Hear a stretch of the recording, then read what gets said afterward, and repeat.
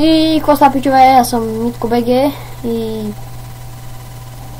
не знам дали ще кача този клип. Това е първият ми клип. Може би ме познавате, защото ние с Gogo 231 или по-точно Gogo BG сме приятели и снимаме заедно. Вие трябва да го знаете, ако хората, които гледат които му гледат неговите клипове, ще видят и този клип. Мисля и аз да почна да снимам клипове, но не знам точно дали стане, защото имаше едни проблеми. И да. Точно на линия ли? Не на линия, това ще слуша. И да. Предложете ми някои видео от моите, на които искате повече да снимам.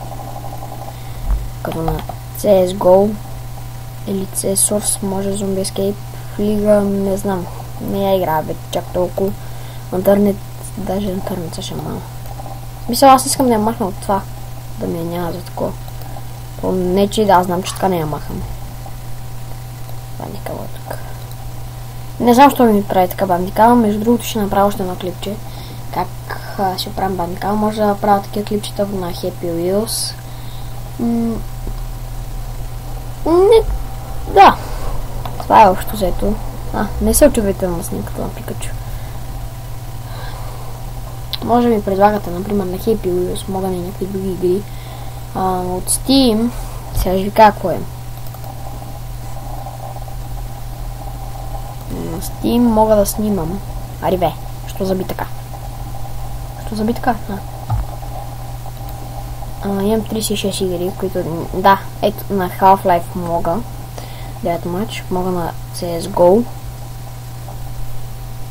На Smite мога.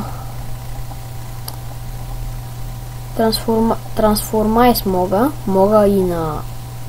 Къде беше бе? Аз па го изгубих. На Trackmania Nations Forever, общо за тези игри. И пишете долу в коментарите на кои от тези игри искате да снимам. И аз може да ги погледна и да видя. Добре, това беше от мен, хора. Общо взето е това. Това беше от мен. Чао, чао и до скоро.